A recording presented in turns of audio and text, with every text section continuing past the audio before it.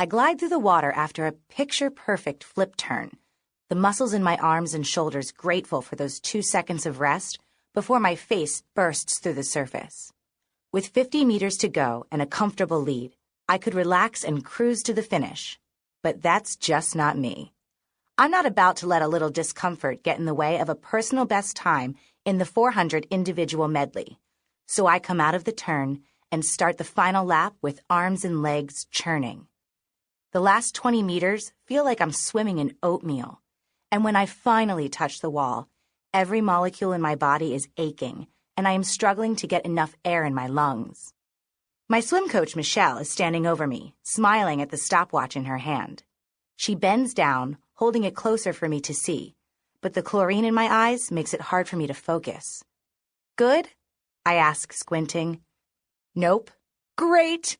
You broke your own record by almost 3 seconds. In the lane to my left, my teammate Olivia Livvy Clack touches the wall and lifts her perky, perfect nose to face Michelle. Nice job, Liv, I say, trying to be friendly. Thought you were going to pass me in the backstroke. Of the 4 strokes in the 400 IM, butterfly, back, breast, and freestyle, the backstroke has always been my weakest, and it is Livvy's strongest. Livvy doesn't even bother to look at me. She just kind of grunts and swims away, ducking under the lane markers to go talk to her friends, who are still finishing. What is with you two? Michelle asks. Long story, I say. And it is. For now, let me just say that while the Red Blazer girls, that's me and my 3 best friends, Margaret Vrobel, Rebecca Chen, and Leigh Ann Himes, were busy solving the mystery of the vanishing violin, we had a little run-in with Livvy and her friends. I know it sounds incredibly juvenile, but she started it. It's not my fault she picked a fight with 4 girls who are smart, stubborn, and not at all above a little revenge if the situation requires it. It did. So we did. And while she used to just ignore me, she now appears to be embracing an active hatred of me. It's our last practice before our first meet, which is against a team from Westchester that has been together for years and is rumored to be really tough. We, on the other hand, have only been practicing at the pool at Asphalt Green on the Upper East Side of Manhattan for a month. When I was 9 and 10, I was on another of Michelle's junior swim teams, but I took a year off from the sport to concentrate on school and the guitar. Funny thing, though, it turns out there is enough time in the day to swim, too, if you're willing to get up at 5 in the morning. Margaret is still amazed that I'm doing it.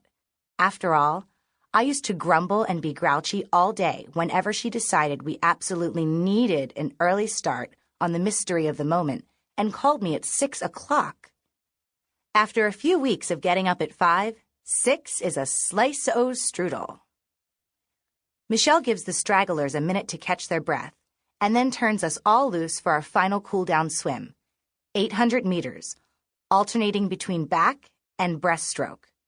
She assigns the center lane to Livvy and me because we're usually fairly well matched, speed-wise. The idea in sharing a lane is like driving a car. Always stay to the right, which sounds simple, but nobody can backstroke in a straight line, so we're always running into each other. When Michelle gives the signal, Livvy and I dive in from opposite ends of the pool. Even though I am definitely not slacking off, Livvy starts to creep up on me almost immediately. Each time we pass by each other, I get a whiff of pure intensity that overpowers the smell of the chlorine. I'll admit it, that all-out 400 took a lot out of me, and I'm too tired to get into some weird grudge match with her in what is supposed to be a cool-down swim. With 2 laps to go, she is still gaining on me, and Michelle shouts at me to hold her off over the last 100 meters. I groan to myself, but push hard off the wall before starting my breaststroke. When my face breaks through the surface, Livvy is right in front of me, backstroking like some kind of demented propeller zombie. "Livvy!" I shout, hoping to prevent a collision. She veers right, arms still spinning madly, and the heel of her right hand karate chops me right smack on the nose. Direct hit. And instantly, the pool looks like a scene from Jaws. There is blood everywhere, and Michelle is shouting at me to get out of the pool, which I would be happy to do if only I could see something besides a gajillion stars. I feel someone's arms around me, dragging me to the side, where several more hands reach down and yank me out of the water. Like most kids, I've taken a few direct hits to the noggin from soccer balls, but they were nothing compared to what is happening to my face as they lay me down on the pool deck and tilt my head back. Michelle's first words, "Oh my God." Not exactly encouraging. "Sophie, we're going to have to take you to the emergency room. She really whacked you. And you probably need to be checked out for concussion. And, I think your nose is broken."